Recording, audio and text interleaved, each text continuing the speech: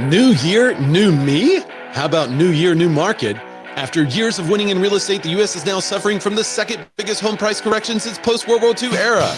As gains fall sharply in November, pending home sales are down 38%, mortgage demand plunged 13.2% to the end of 2022. Plus, are Manhattan apartment sales in need of a snowplow? Fourth quarter sales got buried as brokers fear frozen market. All that plus Yieldstreet slashes their buying levels 90% and listings on Facebook skate to their ever thinning ice as advertising on social media. Join us for This Week in Real Estate. Yay! Thank you guys for joining us today. We had to do a live read of this, and that was not easy. I don't know if you've ever done a live read, but I couldn't get that recorded in time, so here we are, ringing in the new year. My name's Ray. Say hi, Dan. Hi, Dan. And that's Dan. Both of us are real estate agents. I'm in Arkansas. Dan, tell everybody where you are. I'm actually in the Los Angeles area, about 50 miles outside of Los Angeles. 50 miles outside of Los Angeles. How long does it take to go across Los Angeles? Just curious. Could be 4 minutes, could be 6.5 hours. Yeah, you could go across our whole state in 6.5 hours. But thank you, everybody, for joining us today. Dan, we're going to get right into it. So would you tell people what this show is actually all about? You know, I'd love to. Now, when Ray and I met here trolling real estate agents in a real estate group about 5-6 years ago. That's true. I had an idea for a show because at the time it was called The Bearded Men in Real Estate. And I am, in fact, a bearded man in real estate. Now, obviously, we call it This Week in Real Estate. But when I met Ray, I noticed something very interesting about him. What's that, Daniel? You know what? He's never, ever done the thing with the sword and you go like to pop the champagne. He's never done that. Not once. That's very true. I've never done that. Yeah. How did you know? I mean, that's such, you know, a lot of people do that with their clients and stuff like that, but I have never done it. Now, I have watched the slow-mo guys do it with Rhett and Link, and that was some interesting content. Yeah. So I've always wanted to do it because I'm a fan of swords. I have my own samurai sword, which maybe it's my weapon of choice. But no, I've never opened a champagne bottle that way. For Christmas, my buddy got a champagne sword and did it first try. Boom, popped it off. But yeah, I didn't know that. And every week I try to guess at something Ray has or hasn't done. And now we learned something about Ray this week. But I also noticed he's a beautifully bearded man, but I also noticed that he loves giving value upfront to not only his clients, but to humans in general. So the show's about being more as an agent, but also being more as a human. Yeah. And one of the ways we believe in giving back is to know what in the heck is going on. So we wanted to create a place where you could come for about an hour and get all of your latest real estate news and headlines so that you would know exactly what's happening. So thanks to everyone who is joining us. Without further ado, let's just get right into it, Dan. So the U.S., you heard in the intro, the U.S. is suffering from the second biggest home price correction of the post-World War II era. This is huge news. Sounds horrible. It does sound horrible. This article comes to us from Fox News. Every time I load this page, they have this ad that automatically plays. Hang on. It's a terrible, like it's an ad for a game and there's all this screaming and hollering. All right. That was in my headphones. I don't know if everybody else could hear it.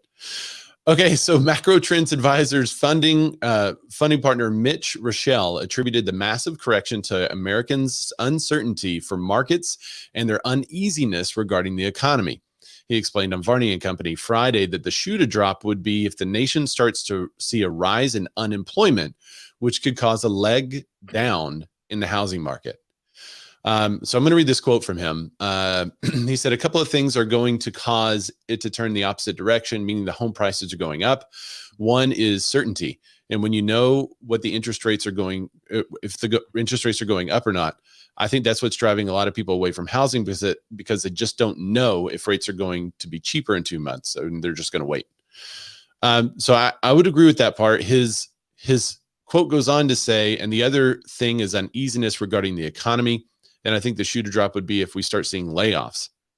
And if we start seeing unemployment starting to rise, I think that could be something that causes a leg down. All right, so let's talk about this. We know that the Fed is increasing the interest rate. and he's increasing the interest rate, which is the money that banks start to trade with each other.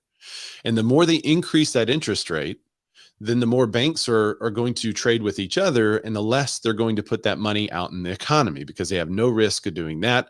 And then they can put the money out into the economy, and there's risk if they do that. So they're going to continue to trade with each other. When they do that, then small businesses, large businesses, people that go to the bank to get the loan to expand, they're not going to expand. And when that happens, you should see job numbers start to go, well, job numbers will go down. Jobless claims will start to go up. When jobless claims start to go up, it's a natural function of exactly what the Fed is doing. So my question is this, and I want to pose this to everybody listening. Oh, what's up, Shani? She just joined us over on Clubhouse. I want to pose this to everybody listening. Is job numbers, is it as big of a deal as everyone's making it out to be? When unemployment ticks up, is that a big deal? Yes or no? Well, I would say yes, depending on the claims is one thing, right? Sorry, I'm also moderating our Clubhouse room as we go. As jobless claims go up, that's one thing, but we've seen since the Rona, when there was a lot of people that were not working, but they were still making money, right? And then what happened? All of a sudden, lots of vacations were happening. Lots of Xboxes were bought. A lot of other things were purchased, right? So the claims is one thing, but what we need to watch, I think, is inflation. If inflation stays up, because I keep seeing these things, because I don't know, where is it at around the country and around the world? I guess it's more specific to the country. But for me, gas prices, I'm paying under $4 again, which is awesome. But I'm seeing articles that it might go back up to 7 again, which is, it's a weird thing to me. It seems like a clickbaity headline. But if inflation stays up and, companies cannot lend that or borrow that money because of interest rates, the borrow rate is higher. How are they going to keep these people employed? So, and especially on smaller companies where if how do I say this, right? If materials, there we go. If material and the cost of actually paying the employees is up, but then people aren't buying that product on the smaller businesses, then we could see those claims go up. Jack Atteridge comments on YouTube. He says, "Preach, Ray." Yeah, if you're watching us on YouTube, you can comment, and then we could display your comment and talk about you, or we could talk about your comments. So I appreciate that. We're just going to talk about you, though. Mike does say Mike, do you say it's a big deal? He says yes. He says Q2 job stats were revised 100,000 jobs down. Million. Wait, no, that's a million. Sorry. I am getting my eyes checked on Friday. The million jobs down. Job numbers reflect actual jobs, not individuals employed. The job market isn't as strong as is being presented.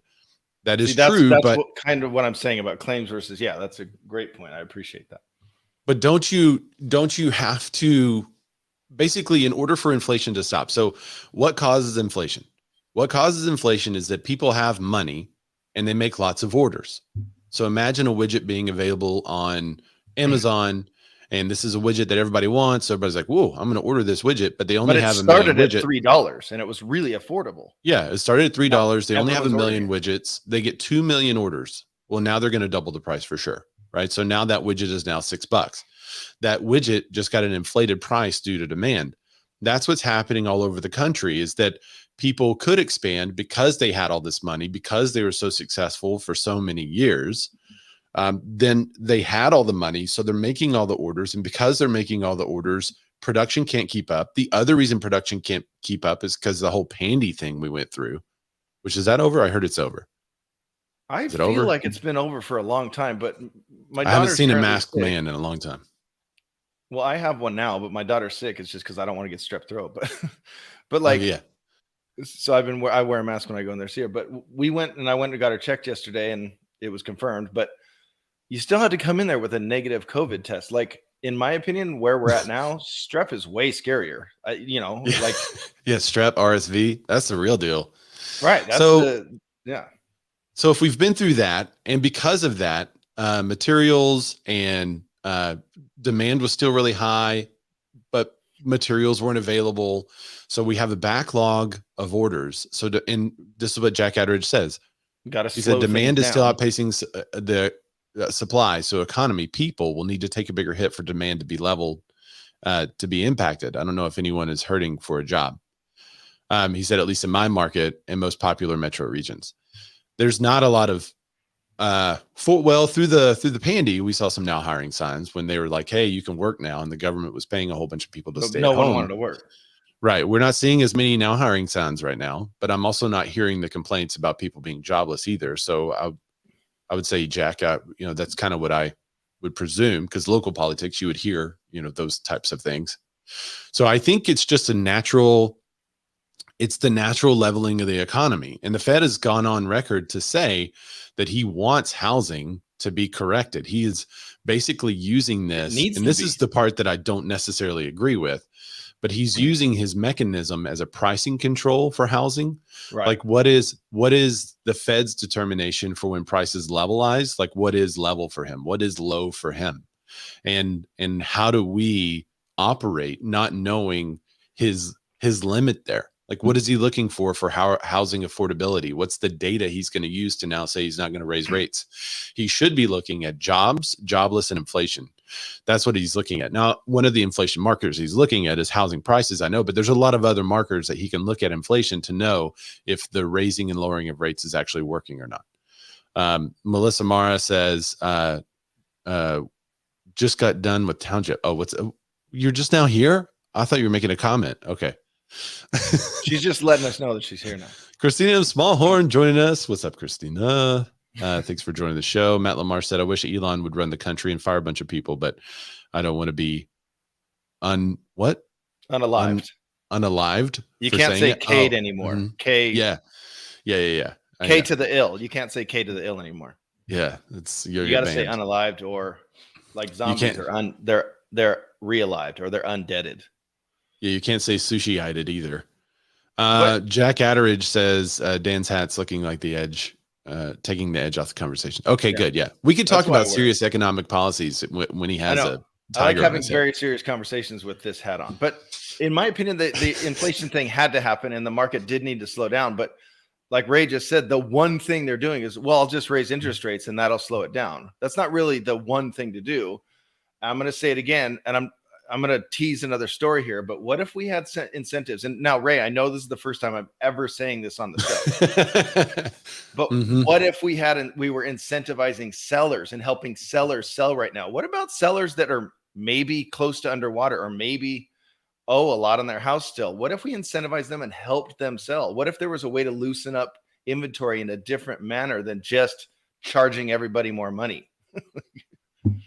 You mean like what? Like what, Dan? What would you suggest? Let's see. So capital gains is a thing. Let's say you've already used your one capital gains tax exemption. Okay. Well, you did that 20 years ago, and now you're in your 70s, part of the silver wave that I talk about, the silver tsunami. Yeah. And now you want to use it again. Go ahead. Absolutely. Go ahead. Have your money. You earned this money. You stuck through the financial crisis of 2008. You stuck through the pandemic, and you've made all this money. Have it. Because what are you going to do with that money once you get it, Ray? You're going to put it right back to me. You're going to give it right back to the government, right back to the country. Yeah. Well, the problem is, because our tax code is not based on consumption spending, our tax code is based on income and assets, that if people take the money out of the economy and then buy stuff, if they just buy random stuff, it's going to make inflation worse. So we actually have to, we're going way out on the limb here, right? But we actually have to change the entire tax code to be more consumption-based spending, to where when you buy anything, a small percentage of that goes to the government. And then you have the people that are buying the most, who have the most money normally, are getting taxed the most. Yeah. And it's based on a percentage. So it's just based on a percentage of whatever you consume. And then suddenly owning assets becomes really attractive, because you're only taxed on the initial purchase of the asset, not the sale. So now everybody's making wise investment decisions. What if that was a thing? Now I get to make the decision. Do I want to go buy the new Xbox and pay 20% taxes on it? Well, why does it have to be 20? I think you could just get away with probably 2. No. I'm just saying, now if I'm not taxed on my income, the thing I earned, Now I get to make the decision on who I Right. give my taxes to. That's what I'm saying. Oh yeah. You go buy the Xbox. You give 2% of that purchase to the government, and then Right. everybody's I happy. decided to give that money back. It wasn't just taken from me under threat of going to jail. Right.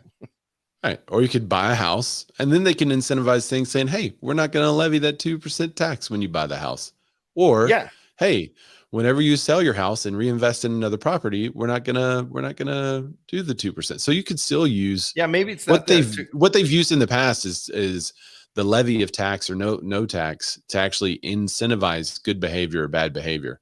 So you could still do those things with the consumption tax, but we're getting this is, I need my tinfoil hat. Where is it? We love that. We just like to stay away from it. But you know what, Ray, for the views, let's just go down. Let's just put the hats on. This is a tinfoil hat. There's tinfoil under here, by the way. Let me get to a couple comments on this before we move on. This is on Clubhouse. Deborah, now, sorry if I'm saying it. I'm going to say just Adamy, I think. I don't want to overthink her last name. It's Adimey, and she's in Las Vegas. She says they know housing will take a hit and unemployment will go up. What is going to happen when all these people who came over here for a handout hit the market? Our taxes will go up. And then she says that and COVID and printing money. Yep. And then Eddie Rockensock, pretty badass last name right there. Powell said in an interview that if interest rates are below 6%, he said that will balance the real estate market. That's kind of good. That's really good for my prediction for this year's interest rates. I know, right? You're going to be right on if Eddie's right. Yeah. Eddie's a smart dude. Mike V, he says the omnibus bill was super inflationary. Inflation will rebound higher with the government putting gas on the fire. Today's sellers are the that noise. Just let's see. Matt Lamar said, every real estate transaction produces about $80,000 in economic activity. That's true. I mean, which is why agents always say it's a good time to buy and sell now. And obviously, we're just spitballing here, but just what if things weren't run by? Let's see. Hold on, let me switch my hats up. Can you imagine? Let's fast forward to a future time period, Dan, where somebody's like, I was gonna go down this way for the tax code, but I was watching these two guys on YouTube. Yeah. What they're talking about this really crazy stuff, but this guy had a freaking tiger on his head, a tiger hat on, and I was like, you know what? I'm gonna listen. I'm gonna really dive into this podcast. Well, these guys are obvious experts. It's down in the upper 50s here in California, so I have to wear. It's cold. Oh wow, it's actually pretty nice here. We're in the 60s and 70s here. So, but I'm just saying, what if global warming? Yeah. What if just things were run on? I don't know, if you just let us kind of run things. We have some great ideas here, and we have a great sounding board every week here. I mean, we do have a great soundboard. It's a Roadcaster Pro. Well, I'm looking through our YouTube comments right now. I just want to make sure I got everything. By the way, Matt LaMarche was first. I did want to put that out there as I scrolled up to the top of that. So thanks, Matt, for being the first commenter.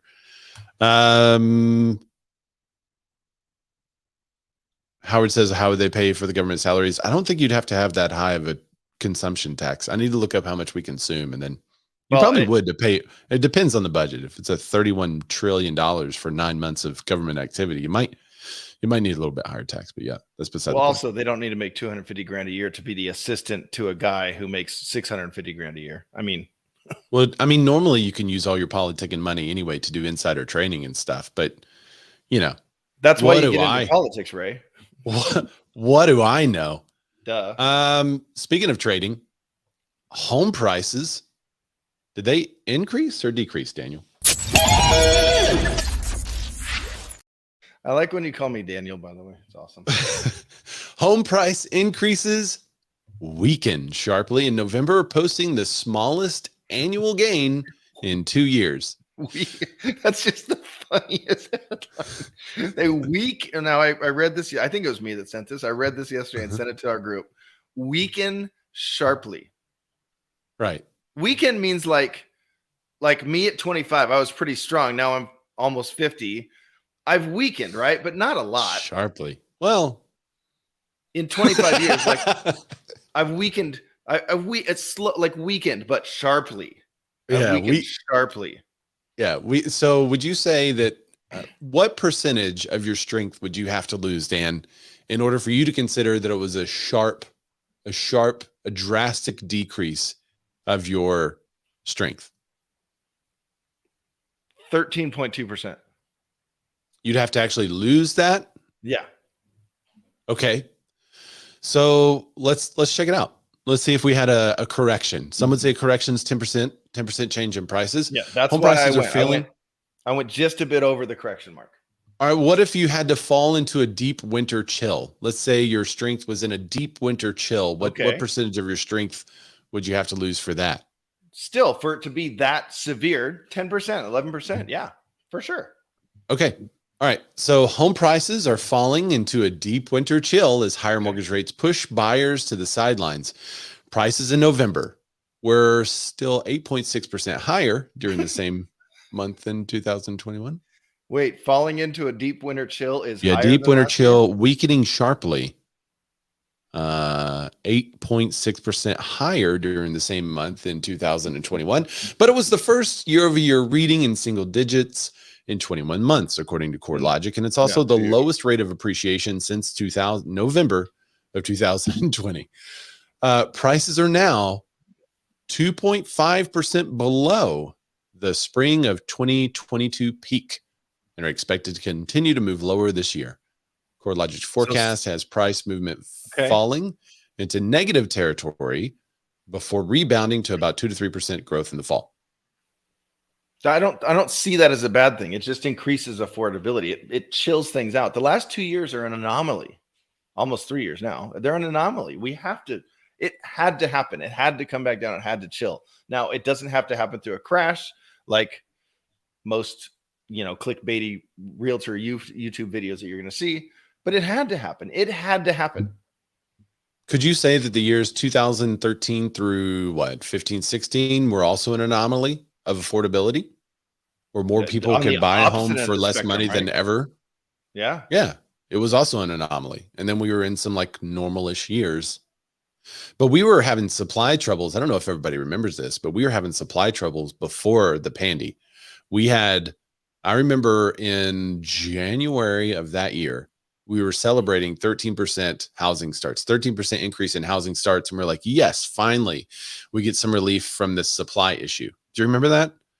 And then 3 months later, supply issues, because the pandy and people took their homes off the market. Everybody that kept their home on the market started to skyrocket. Then everybody started putting their home on the market, and there was major supply because the Fed lowered rates to 0, right?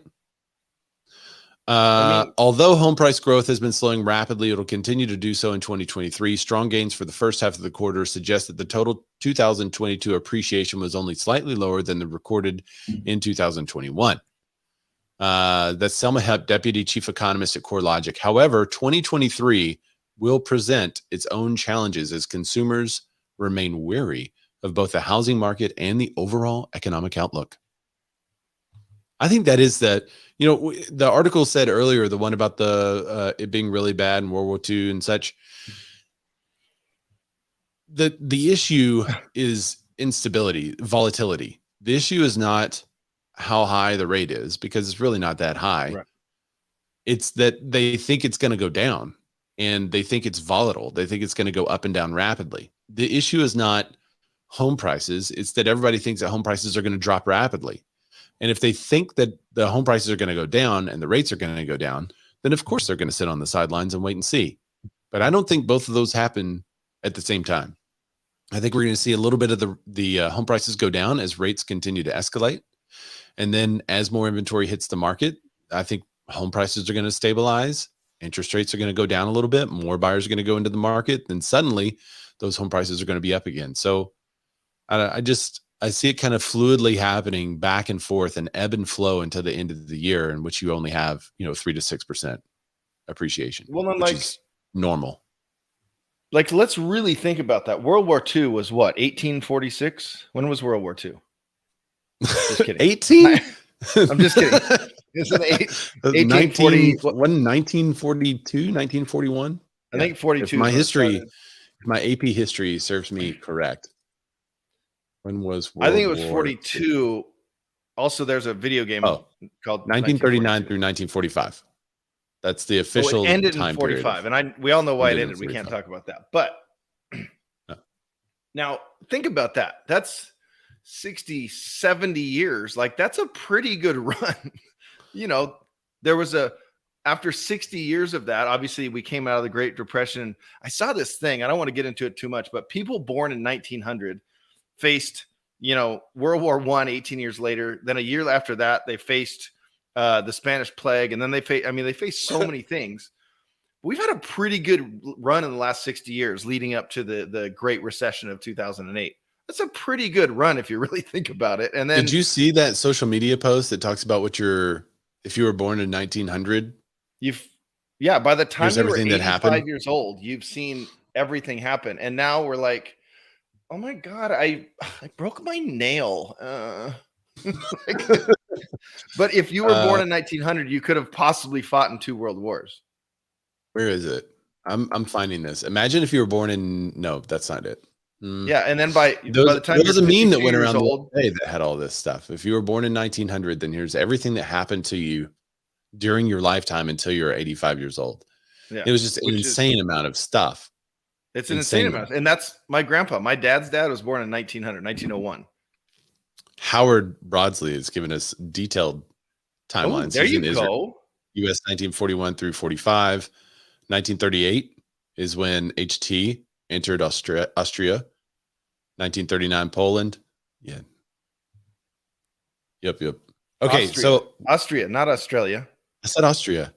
Oh, I said Australia. Well, no.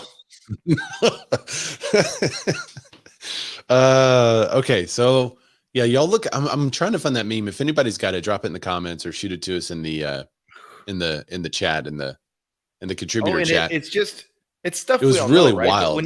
But when you put it in perspective into one meme, where it's literally, because it's like, all right, World War I, Great Depression, Hitler, World War II, that ends. Okay, cool. World War II is over. Okay, now we got the Korean War, and then we go into a few years later. Then we have Vietnam War, and I mean, it's horrible. Howard says too many kangaroos to attack Australia. Yes, absolutely. I think it was. Plus, I mean, have you seen their knives? I watched Crocodile Dundee, and where is Melanie Hay when you need her? She's from Australia. She's the listener. I can't find it either. I saw it in someone's stories. We'll find I didn't screenshot it. I know our contributor chat out there. They're good. They'll find it. Okay, so what's it mean for you, Dan? If you were, let's think about this widget we were talking about just a minute ago. We were talking about 1 million people who wanted this widget, right? And the price of that widget doubled because there were 2 million people that wanted a million widgets. Okay, so Dan, what would you do if that widget then went on sale and was 40% off? I go buy it. Well,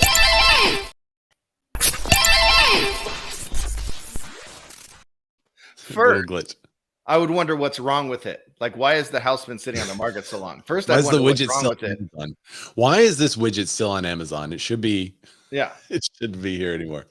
But then once I realized nothing was wrong with it, I'd go ahead and purchase that thing right away. So the pending home sales number. Pending home sales fail. I found 38%. What's that? Let's finish this story, but I found the born in 1900 thing. Okay. Go ahead. No. Let's go ahead. Okay. Interrupt. So do a new thing. Let's just do this as its own story. Totally separate. Okay, hang on. I got to do a new little rush here.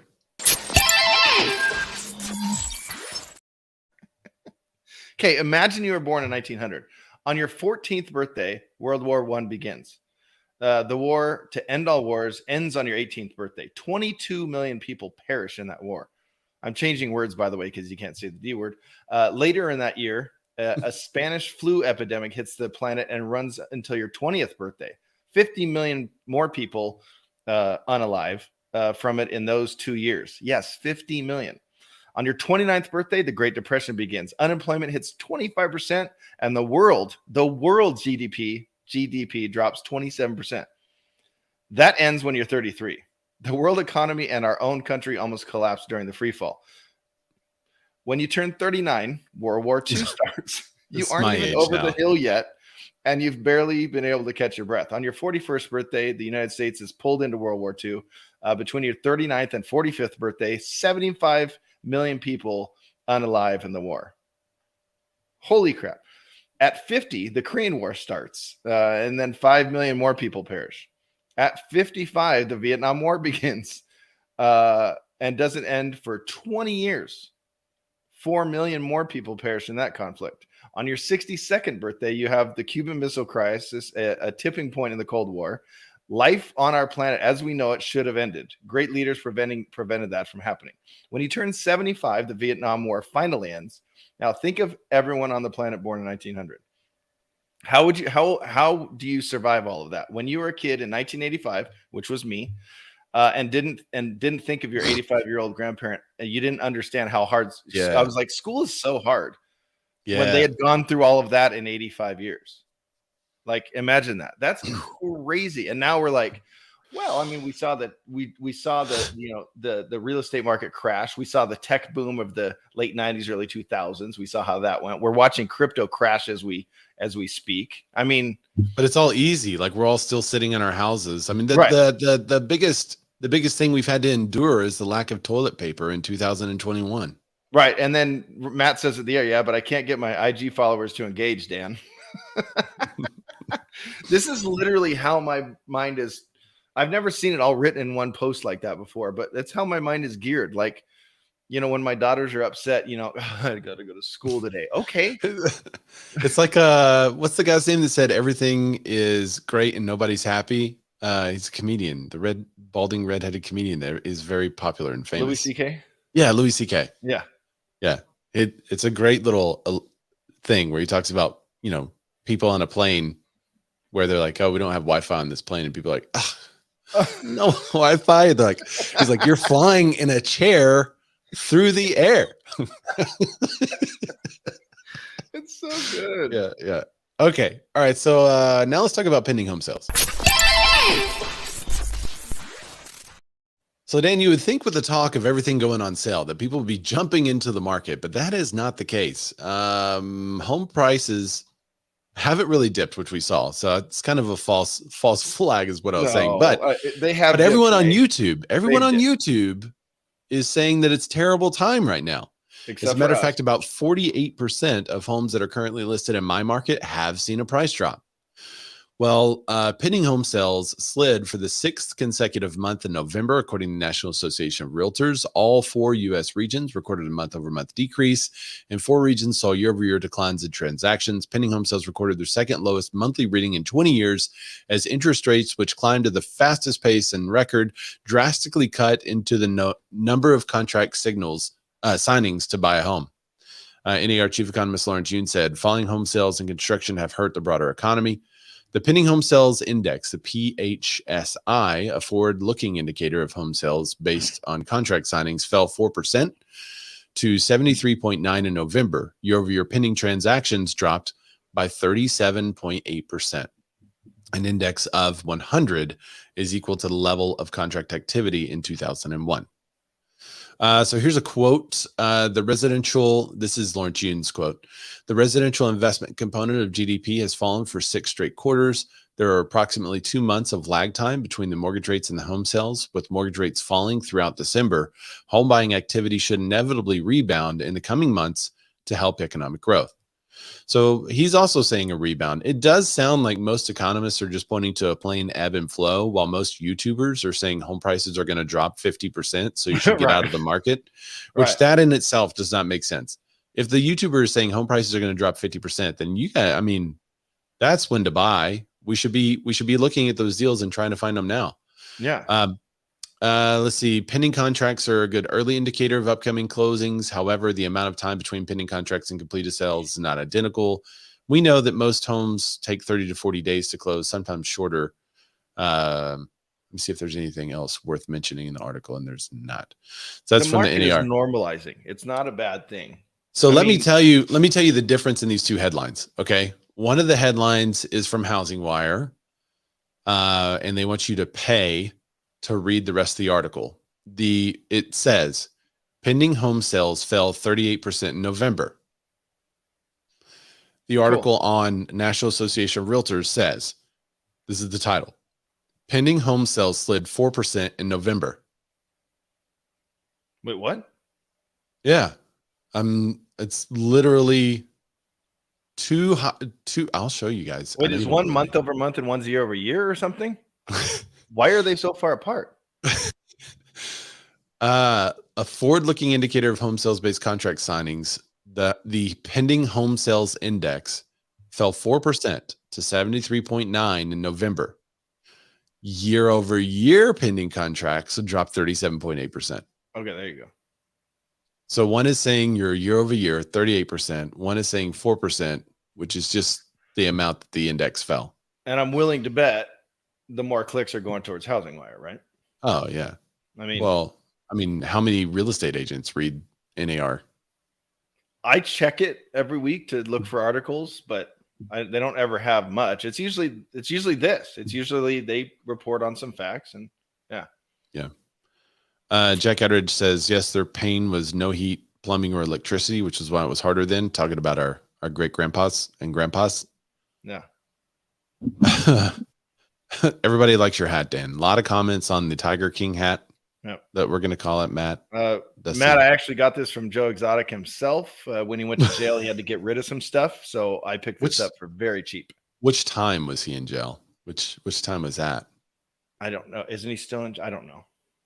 I watched the show, and then that's all I know of the man. I haven't caught up with him. There's a Tiger King 2. Have you seen that one? I did, but it was kind of just, it wasn't really recap? update stuff. It was just kind of, yeah. I actually didn't know what it was. I didn't watch Tiger King 2.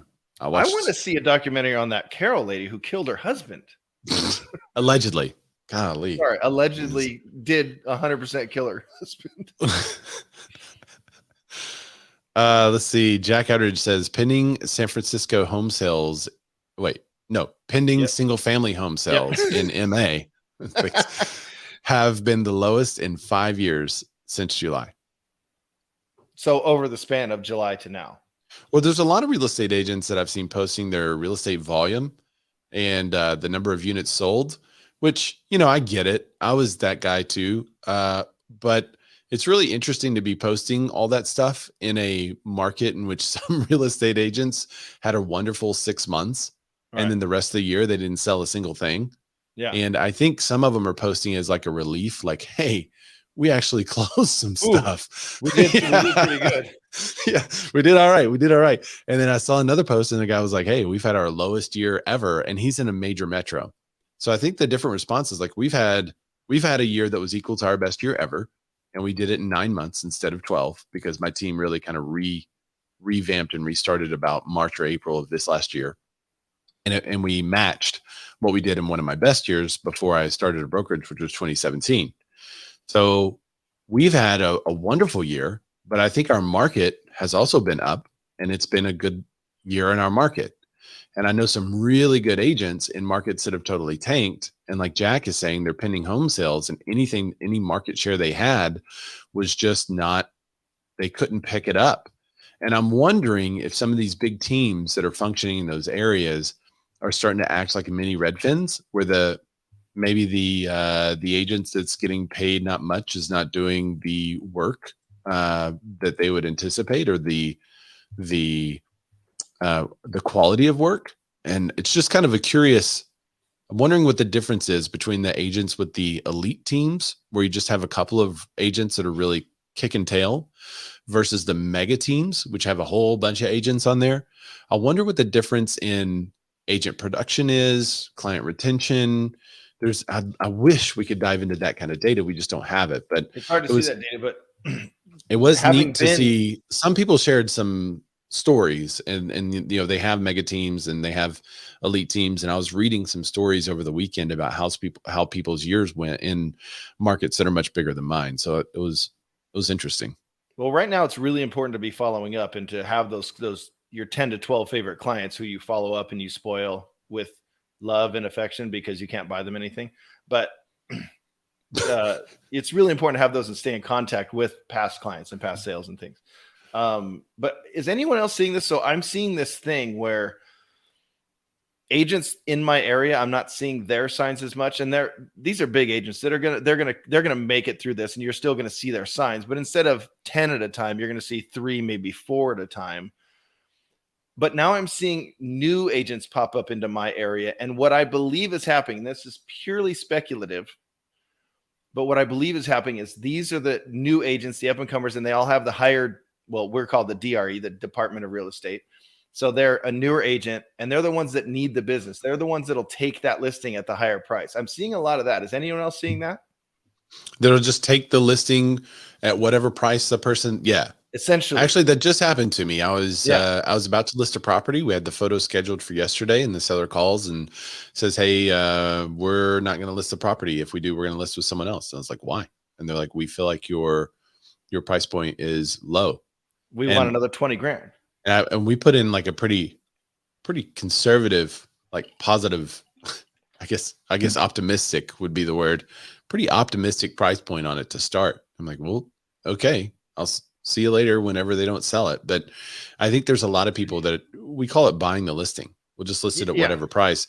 And I talked to ADC about it. When the market was just selling at any price, I think that was a method. You just take the listing, and some people still just take the listing at whatever price. Right. And we'll work on that client to get them down and get them down and get them down. And then they hope it sells. Yeah. And that is a strategy. I don't know if it's the best strategy in every market. Not the best one for your seller. Yeah. But that is a strategy that some people use. Strategy. You're right. Yeah. What's up, Antonio? Thanks for joining, man. Matt LaMarche made the comment talking about the elite teams are funding Zillow still. I think that's more the mega teams that are doing that, the gigantic ones that are just buying all the referral stuff, but maybe not. Ooh, spammer. Let's go. That's not even a good one. I know. It's the Couch Gang 2019. Couch Gang was way more fun than that one. Yeah, they got a bunch of them on there now. Let's go. We'll take some. Let's get the views up. Let's go.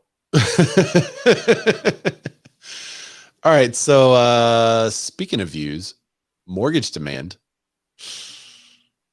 That's taking a hit. Matt, it's okay. I know you have other ways. It's hard to make money right now as a real estate agent. You got to do something. So it's okay, Matt. Matt hitting us up from his other account. Mortgage demand plunged 13.2% to end 2022 as interest rates head higher again.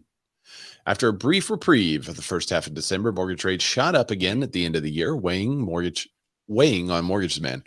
Mortgage application volume was down 13.2%. The average contract interest rate, conforming balances, blah, blah, blah. You can read all the details, was 6.58% from 6.34% 2 weeks prior. Demand for refinancing was most sensitive. It dropped 16.3%. Mortgage rates are lower than October of 2022 highs, but it would have to decline substantially to generate additional refinance activity, especially during that time of the year. But that was what Joel Kahn said. Kahn!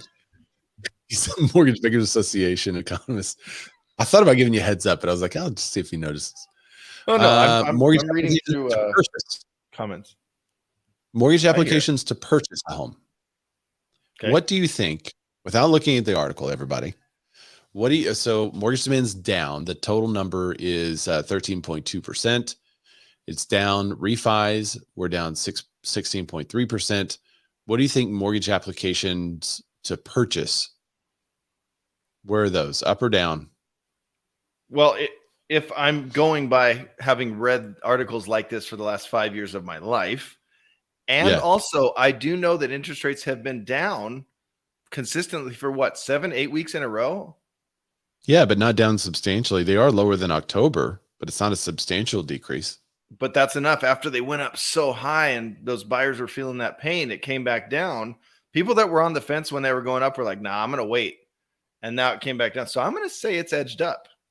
It's weakened. Up. No, it's strengthened sharply. You think it's strengthened sharply? Whoa. Yeah. Whoa, everybody. Okay. The answer is purchase applications, mortgage purchase applications to purchase a home drove 12.2% from 2 weeks earlier, and we're down 42% year over year. Wait, they went up 12.2%? They dove. Sorry, what did I say? I thought you said drove. No, they dove. Mortgage applications dove 12.2%. So the So decrease weakened wasn't, sharply. it weakened sharply. But what's interesting is you would think they would go up a little bit because the refinance demand was down so sharp at 16.3%. Yeah. That when you look at the overall at 13%, where you're like, well, surely then it had to be up in order to counterbalance it, but it still was down. That's what I It was dove thinking. The counterbalance. 12.2% from 2 weeks earlier for 42. That's what I was thinking too when I first read the article. I was like, well, this has got to be good for mortgage applications. Right. But nope. Yeah. And remember, They it's not were just purchases. they were better though. They were better than refi, and they always say that refi is the most sensitive. So having a slightly better rate, and yet applications to purchase weren't as bad as refi. So that was interesting. Yeah, I definitely was feeling a strength, up. a sharp strengthen. Well, so one of the reasons I thought that is because in our own market, we had several properties that had been on the market 60 and 70 and 90 days that our investors were going in and making some good offers on, but they were low. And we were getting them accepted, and we were rocking along in October and November, and December comes around, and suddenly they're like, hey, we received your offer. Want to let you know we have multiple offers. I was like, what do you mean you have multiple offers? The property was on the market for 60 days. Yeah. And it's right in the middle of a holiday. Like, yeah, we got multiple offers on it. I'm like, all right. Magically, other offers came in after no offers for 60 days. Okay, whatever. And that didn't happen on one property. That happened on like 10 properties. That's so I thought, crazy. well, surely mortgage applications would be up. But no. I always, well, maybe they're infusing cash into the market, but I always wonder what drives down. They're not up. They're just not down as much. Right.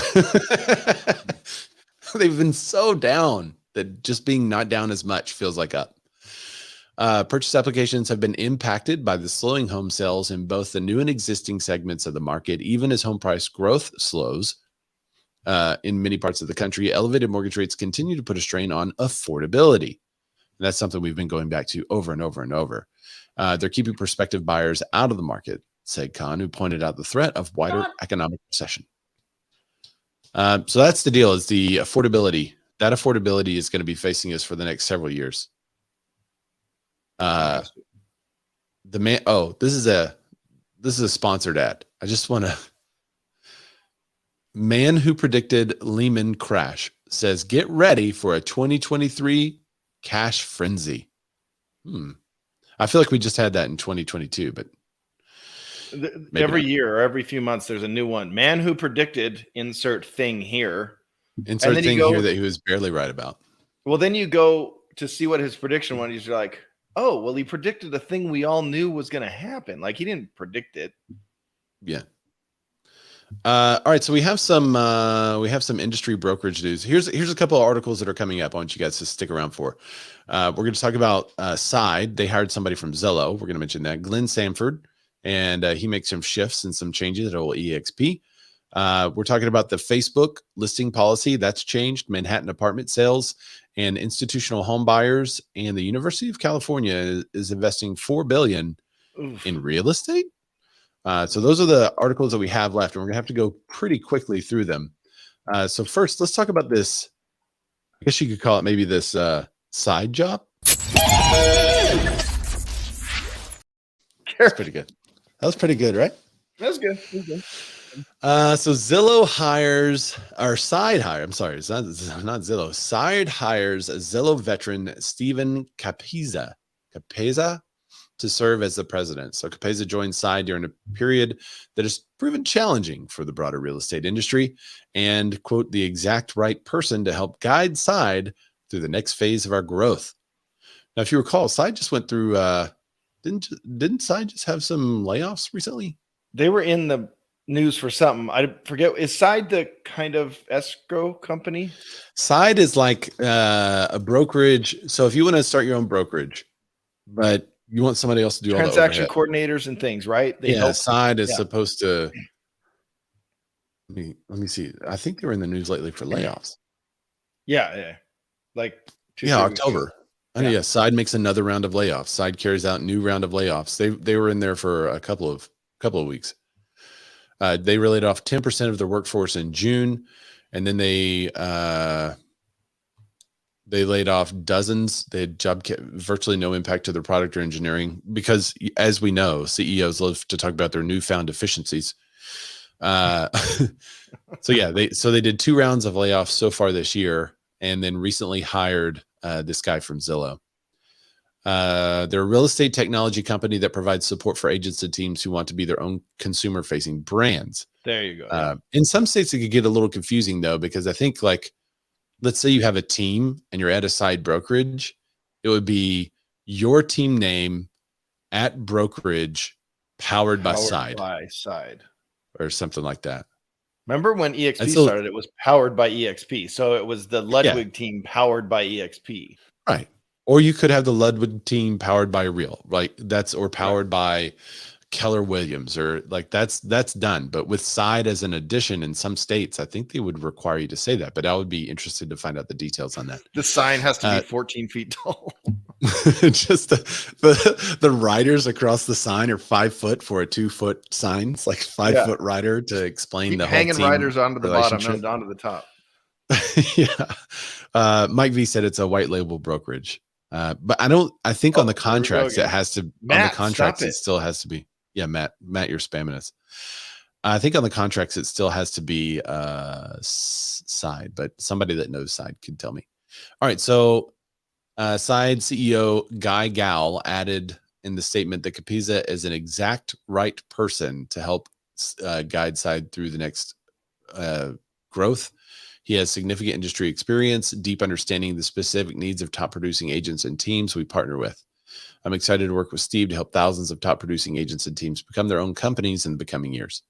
So that's their bet, is that if you run a team at a brokerage right now, that you would much rather run your own brokerage and have a teamridge, which is a phrase coined, I think, by Jason Pantana, to have a teamridge where you run your brokerage as a team and you side to try to do all the stuff that you wouldn't pay your brokerage, you just pay side. The last time I checked, they're expensive compared to some of the other brokerages out there. He said, I'm thrilled to play the role in the next unique model. It's interesting. We'll see what happens. Cuts notwithstanding, Tuesday's statement on Capezza notes that in 2022, side also appointed Michelle Dinogan as chief marketing officer and Carmine CJ Napolitano as chief financial officer. So they've added a lot to their executive team this year. Mike V says he was with them for about 6 months. 10% split, high cap for team leaders. There you go. 10% split. Oh, don't read that out loud. Oh, okay. Gotcha. He means the previous. Yeah. That was what Matt said about something else that you put in there. So see, you gotta be, guys, you gotta be in the chat. You gotta see what's going on in this chat. Let me in the chat. All right, so there's our industry. Actually, we do have a little bit of other industry news. In a world where one company made fun of another company for that company's founder becoming the CEO, I would chalk this one up as a rather ironic story. So Glenn Sanford steps in as EXP Realty CEO. Jason Gesing takes on a new role. Gesing? So yeah, that's his last Gesing. Gesing, but it's not like Guessing. Yeah. So the founder of EXP World Holdings is taking the reins of the company's brokerage wing in a bid to intensify focus on growth and agent count amid a down market. Glenn has assumed the role of CEO. Jason Gesing, who had been the brokerage's chief executive officer, will move into an expanded role of industry relations officer for EXP World Holdings.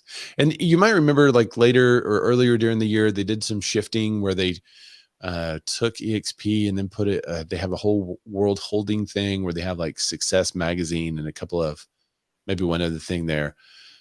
So they did that move earlier in the year and did some changes on their CEOs and executive board. So this is the second one. And Glenn's like, hey, just give it to me. I'm just going to do it. He says, quote, our model was designed to withstand varying market conditions, and we continue to have the most agent-centric model in the industry, Sanford said in a statement. This uniquely positions us to continue investing in our future and iterating on our industry-leading agent value proposition. I'm excited to be at the hands I'm excited to be the hands-on leader for the next period of growth for the company. Jason's been an integral part since 2010. Yeah, got to give him the props. He's been around a long time. Yeah, we're going to keep him around. Please don't say anything bad about us. It's in your contract. Right. In response to the reduced transaction volume, the company has laid off support staff and outsourced some of their work over the last year. In a late November interview with Inman, Sanford said they may have to consider additional cost-cutting moves depending on how long the market remains down. Is it the market or is it the model that's not working? Just a question. I think the model works. It could be the company implementing the model. Like you would say, if there was a real estate agency that was up in a market, let's say it's an old traditional brokerage, right? Yeah. And there was another real estate agency that was down in the market. Would you say, well, real estate agencies suck? No, you'd say that one has a model that's underperforming. That would be the kind way to say it. Or that one has maybe what if both, what I'm trying to say is if both brokerages had the same model and one of those models was underperforming, it would have to be something else. Because there's other people. If we know what brokerage Ray is with, we know why he's asking the question. Just saying, there's other companies with similar models that are still highly successful in a down market. They're still doing well. But no, I think EXP has a lot of things to look at. You know, they invested a whole ton of money in the Second Life virtual world, which some agents can't stand and others love. Back when they were doing that, you might remember, Dan, on this show, I said, I think the way to move forward is a company more like Compass. But, you know, Compass isn't making money either. Well, I think it's the thing is, you know, the individual agents are and the teams are the ones that do business. They are, but it's going to be tough to make money as a giant company right now as a whole. Yeah. And we've seen close to, we can't say $1 billion in losses, right, Ray? But we've seen $932 million in losses. And all of the real estate companies are losing stock, even the successful ones, even the ones that are doing well. So all the publicly traded real estate companies are down on stock. But I don't think that's a big deal for any of them, not just for us or for any other publicly traded real. It's just not a big deal because people are trading down the stock because they think that those real estate companies will be less profitable. So the whole industry is suffering. And there's very few people that are actually doing the work to look into the books at this company versus that company and like dive into the specifics of what they're doing and how they're doing it. So they're just saying, hey, this is a real estate agency. We think they're going to have a down market next year. So we're going to divest from that and invest somewhere else. Right. So across the board, that's happening. And that's not, to me, that is not a big deal. The down stock for EXP or any other company, it's just something to keep an eye on, but it's not going to last as the real estate market levels out, as more people start buying again, then I think those stock prices are going to go right back up when they start to see the profitability of these real estate companies. But that's just my 2 cents. Yeah, that's what Mike said too. Mike V in the chat. All right. Any other notes about Side or EXP? I'll have to say EXP has a new contract out there that a lot of people made a big stink about. So I just kind of mentioned this as an aside.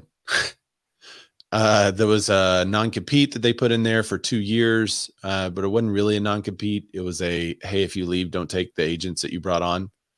And then you can't take them because that's their entire foundation is those agents that you brought on. Yeah. And then they said, don't disparage us when you leave. Right. So this is something that a lot of other companies and stuff made a big deal about, but that's not a big deal. That's like in any contract that you would have with a partner in a brokerage, you would say, hey, if you leave, don't take anyone with you.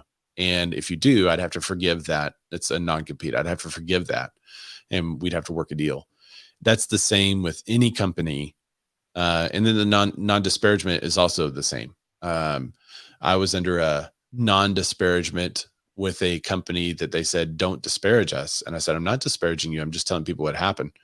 And they contacted me and said, you can't tell people that. And I said, what? I can't tell people what y'all did. Is that right? You don't want me to tell people like this is what happened?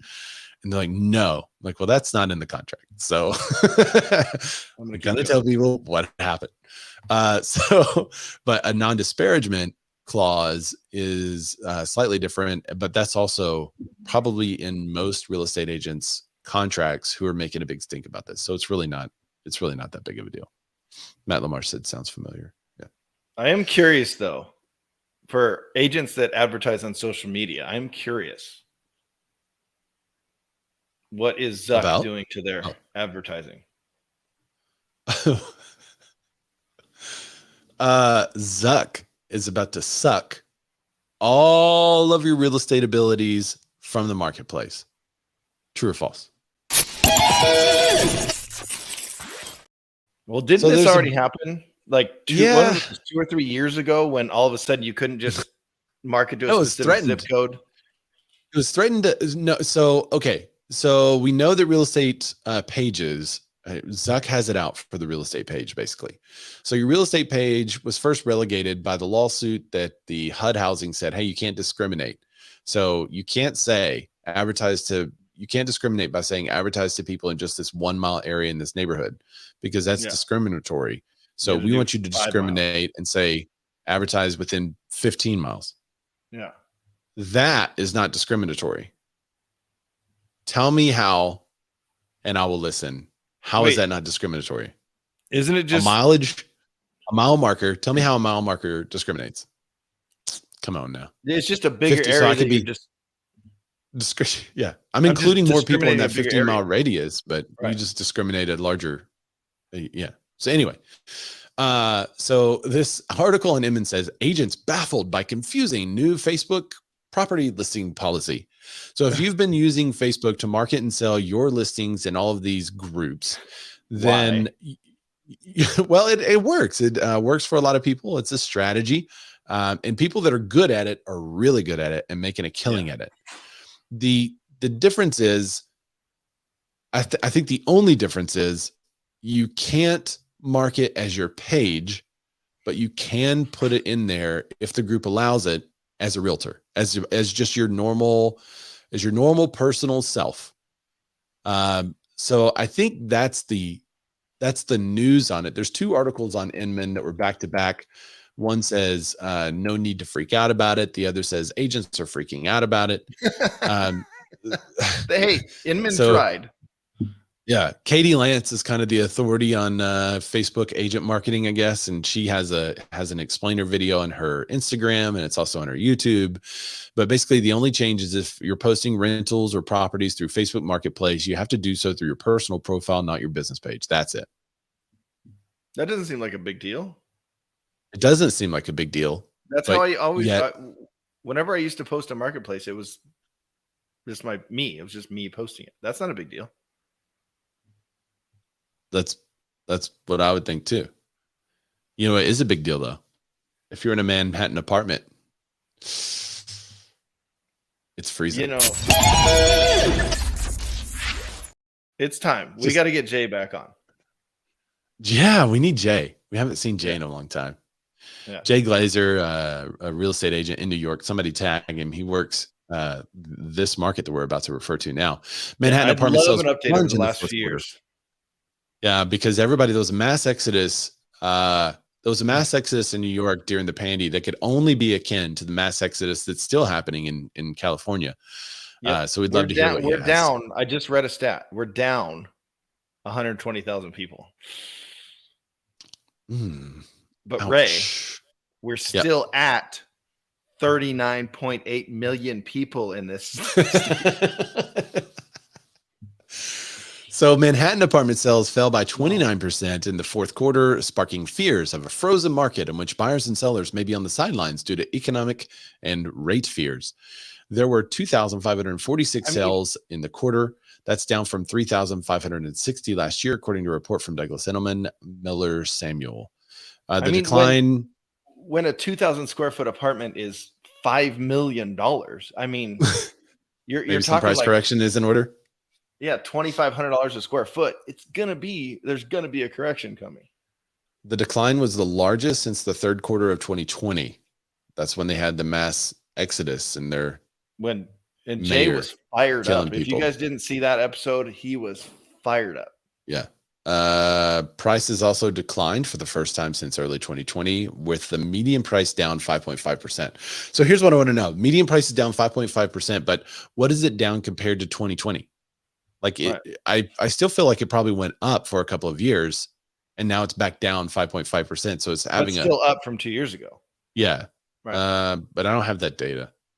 That's why we need Jay. The declines, both sales and prices, mark the end of a roaring comeback in Manhattan real estate after it just says roaring comeback, after two of the worst days of the pandemic, after the worst days of the pandemic have raised fears of continuing weakness into the new year. Quote, this is CEO of Miller Samuel, Jonathan Miller. I could see the market moving sideways with some modest declines in some sectors. And it could weaken further if there was a backdrop of recession and job loss.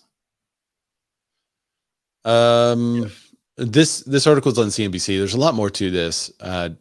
Basically, they go into even talking about development and what's happening there and what's not happening there and the outlook for 2023, where they're headed. We don't without Jay. There's not a lot of context. Unless is somebody from New York in our clubhouse? Sometimes we'll have somebody. Come on up. We haven't else in there, but I mean, we do. We have Eric, who's either in one of the groups, but he's in upstate New York. And Dusty has a great question. Isn't the fourth quarter normally slow? I mean, everywhere, but also in New York. That's a good question. Seasonal slowdown there. Yeah, could be seasonal slowdown for $6 million, 1,000 square foot apartments that don't have a great view. I mean, yeah, there might be a slowdown. Huh. Well, and if there were a whole bunch of institutional players, they're definitely slowing down. But by how much? 90%. Institutional homebuyer Yieldstreet slashes buying levels by 90% as it awaits a sharper home price correction. That is a big number. Yeah, that's a huge number. This article comes to us from Yahoo Finance, who reprinted it from Fortune, but without the charts. Yahoo. The ongoing housing market downturn. Yahoo. Yeah. Isn't that what I said? You said Yahoo because you're from where you're from. It's not called Yahoo? No, it's Yahoo. Well, some Yahoo on here. Yeah, the if you call a guy or like a person, it's a Yahoo. Yahoo. But if it's the company, it's Yahoo, or the either the internet or the drink, and then it's Yahoo. Okay. There you go. Next year, I know you guys showed up for that clarification today, so you're welcome. It makes sense. On the way up, the pandy housing boom, which saw rents and home prices soar, was amazing for everyone from Airbnb hosts to flippers and Wall Street. However, last year's historic mortgage rate shock has seen the national market flip from inflation mode to deflation mode, and the fear of further price declines underpins many investors' decision to remain on the sidelines. From December onward, the expectation from my side is we'll have another 10% to 15% decline in home prices nationally. That's Tejas Joshi, director of single-family residential Yieldstreet. Yieldstreet, which owns over 600 U.S. homes, has put its money where its mouth is in the second half of 2022. Yieldstreet reduced its home buying levels by more than 90% in the face of falling home prices. We pretty much pause. That's got to be pretty market specific. I'm wondering which markets they're playing in specifically, because I feel like for the last 2 months, if they put their money on pause in October, then they missed 2 months of really historic deals that we were able to get here in this market. So I think it's really going to depend on the deal maker and less on the market itself. So there's 3 types of depreciation. There is market depreciation, in which the whole market as a whole moves up and down.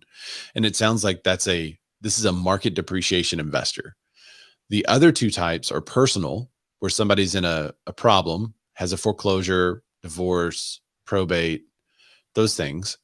And then the third one is condition of the property, where the actual property is in bad shape. Well, you can still get good deals on 2 of the 3 right now, even if the markets are stagnant or still increasing in price. You can still get good deals on it, but you have to get out of the mindset that market depreciation is the only way to invest. There's 2 other find the right house. Right. There's 2 other ways to invest. You have to find the right team who finds the right house, I would say. Yeah. So the way to do that is to, partner up with experienced agents and experienced people across the country that can find those deals for you. So I think because, a lot of the little guys see the big guys pull out and something like this, the big guys are just looking at basic market stats. They're not looking at the individual homes because they're not buying onesies and twosies. They're buying 10 over here, 15 over here, 20 over here every month. And if they were doing onesies and twosies, then they could probably still play in the market and be highly successful. But what's interesting is that they're saying that basically they bought through the peak, right? As home prices escalated and they were headed up, they kept buying and kept buying and kept buying. And then they've paused because they think home prices are going to go down. So they were buying when they thought home prices would remain high and continue to go high. Who in their right mind thought home prices were high and would continue to go much higher at the same rate last year and the year before? There's not even Susie Orman thought that. No. Everyone said home prices are high. They're going to go higher, but slower. Everyone said that. They're still going to go up, but it's going to go up slower. Yeah. So I don't understand why they're pulling back now when they can find good deals. It doesn't make sense to me. Okay. Obviously they know what they're doing because they own 600 homes. Maybe I don't. Well, the pullback is one thing, right? So we're not judging the pullback or whether not to pull back, but 90%. I mean, that's a basic stop. Yeah. By the way, when you're ready to move on, Jesse, was it Jesse Ramirez? Yep. Jesse Ramirez in Clubhouse sent an update on the Fed. It just dropped. Oh, really? Was today? Yeah. Hang on. Let's do breaking news, dude. Let's go. I totally thought that was next week.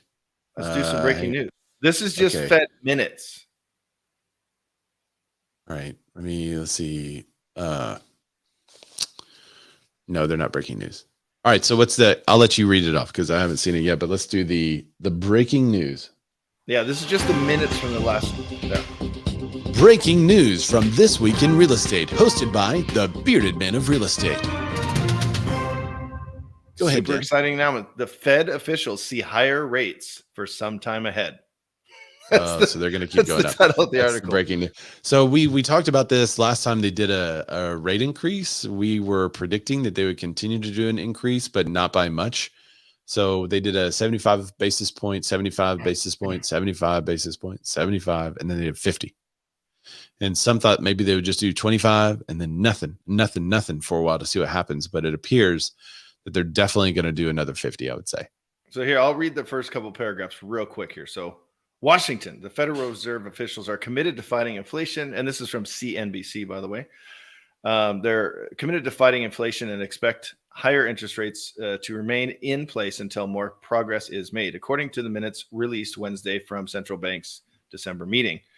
At a meeting where policymakers raised their key interest rates another 0.5 percentage point, they expressed the importance of keeping restrictive policy in place while inflation holds unacceptably high. Okay, so they're talking about it, but are they addressing it? Now, there's a quote from, who is the quote from? I don't know who the quote's from.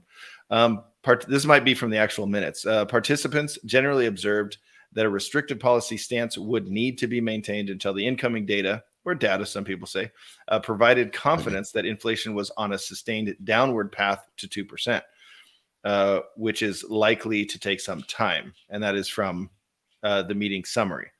In view of the persistent and unacceptably high level of inflation, several participants commented that historical experience cautioned against prematurely loosening monetary policy.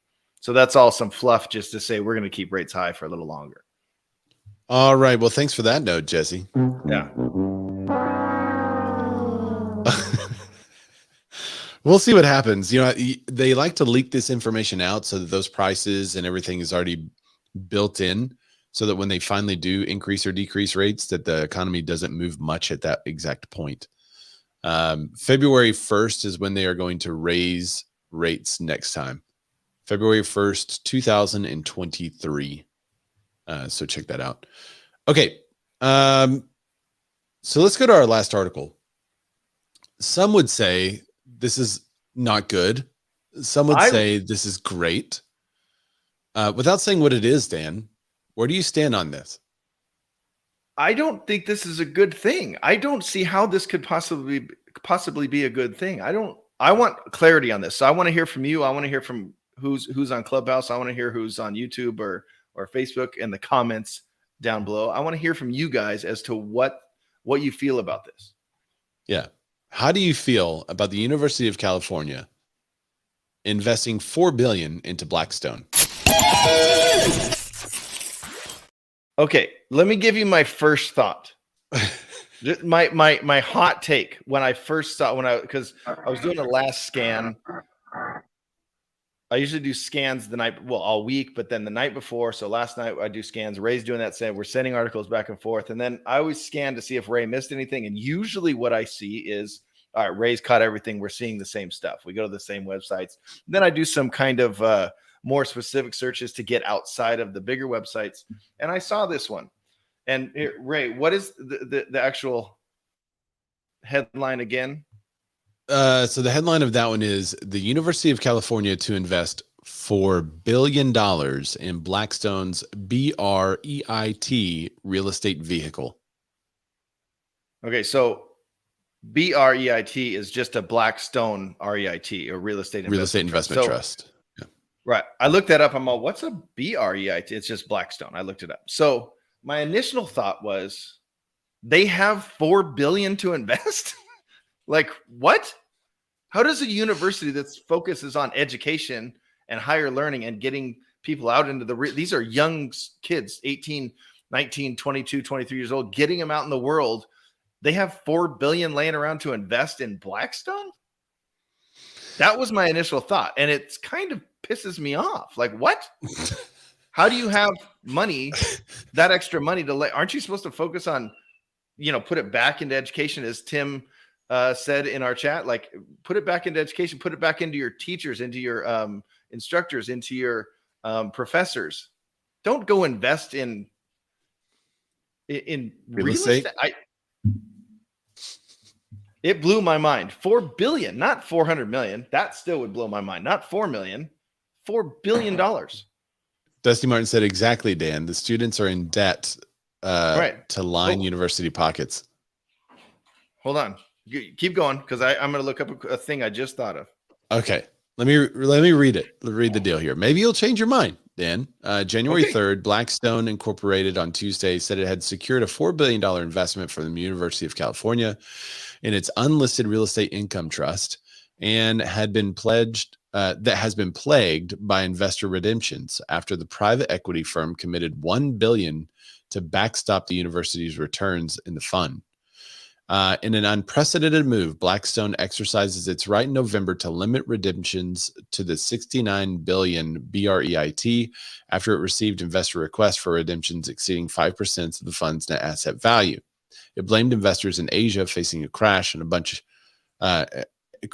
facing a cash crunch because of the market turmoil for their move.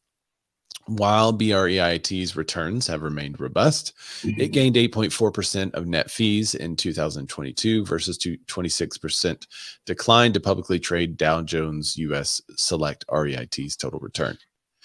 All right, so investment in the University's California investment arm agreed to hold its investment. So UC Investments, the University of California's investment arm, agreed to hold its investments in BREIT for at least 6 years in exchange for Blackstone will offer $1 billion of its own investment in BREIT as collateral, allowing that money to go to UC Investments to make up for any shortfall if the university does not receive a minimum of 11.25 annualized return. That's the through other January part 2028. Bugged me. That's the other part, is they're going to keep that money in there. Joss, can you let the dog out, please? That is the other part that bugged me. 6 years they're promising to keep their money there. 6 years. Yeah. Blackstone disclosed on Tuesday that a redemption demand of investors that totaled $3.8 billion in December, up from $3 billion in November. Blackstone decided to allow investors to redeem $151 million, meaning 4% of the request. Blackstone said it would receive 5%. I'm trying to find the details. Oh, there's Siri none. says she doesn't have an answer for that. Could you hear Siri say that? That's so funny. She's like, I don't know. So my question is, what are they going to do with it? Okay. So I would be first to say, whoa, California school investing in Blackstone real estate investment trust that's already having trouble. This has cronyism all over it.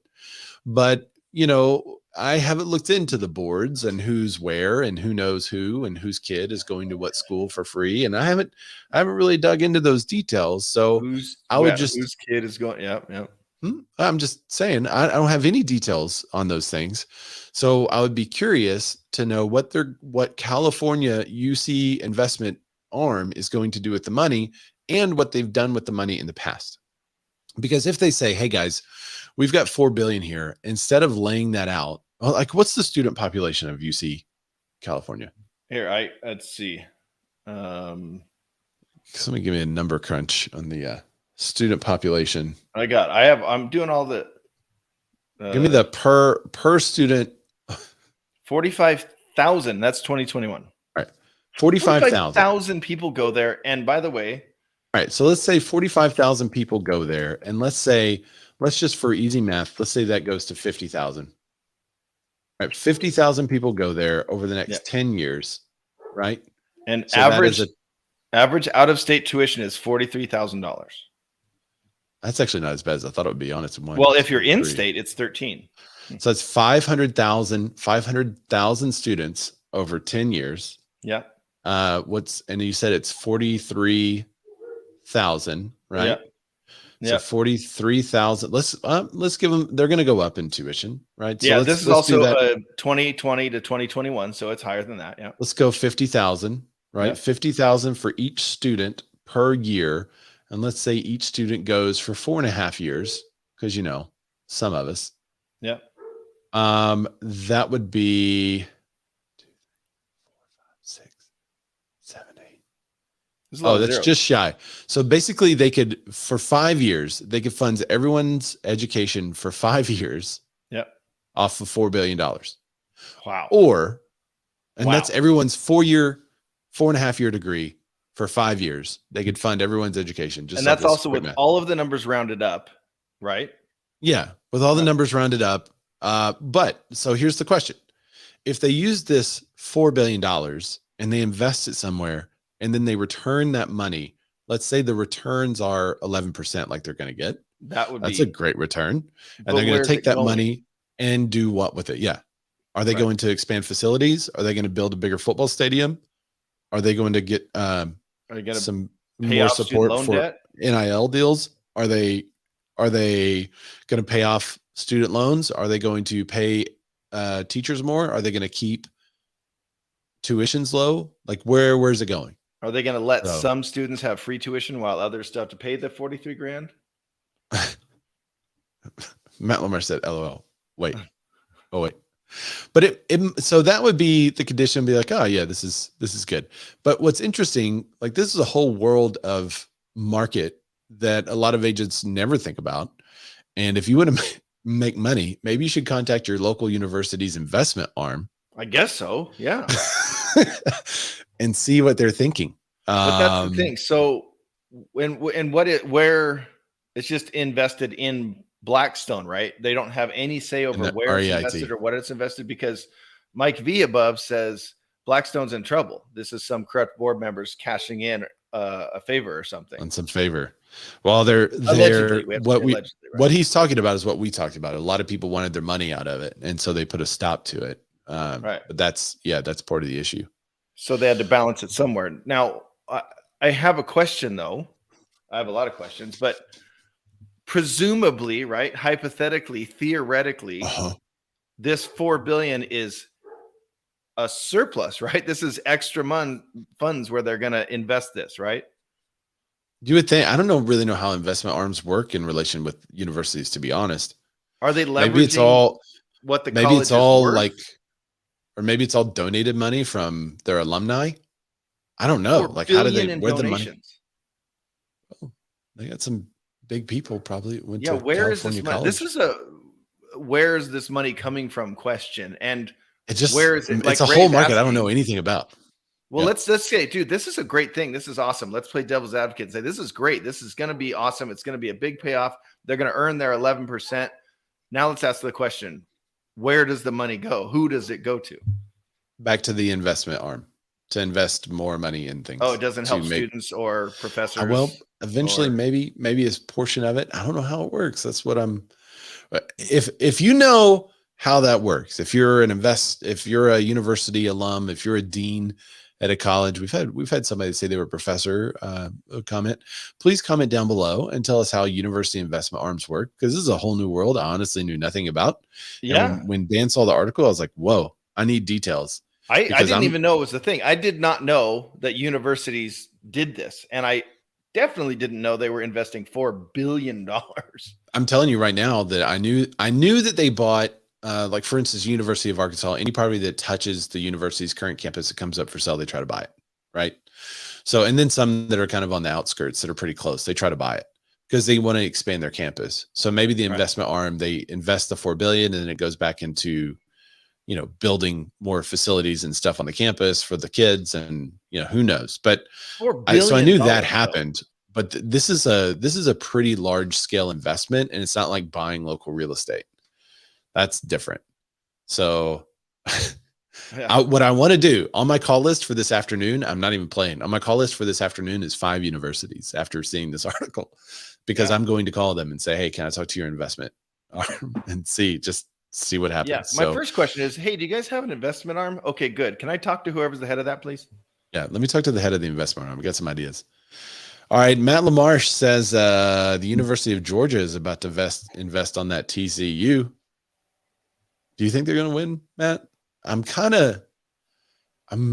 always like to root for the SEC because I like I really do like a strong conference. It's good for us once we do start winning. But at the same time, to see TCU win a national championship over Georgia would be quite funny. To the dismay of Matt and Jew the Moon and Scap and some of those and Andy Rose. I don't think it's going to happen. I'm not saying it's going to happen. I'm saying it would be pretty funny to watch the fallout. That would be pretty funny. That would definitely be pretty funny. Yeah. All right, Dan. Why don't you tell everybody where they can find you, bud? I'm going to be calling the University of California in a little bit. You can find him on Berkeley's campus soon. Yeah, I'm going to be on the campus soon, just asking around for who heads up the real estate arm, the investment arm, and see if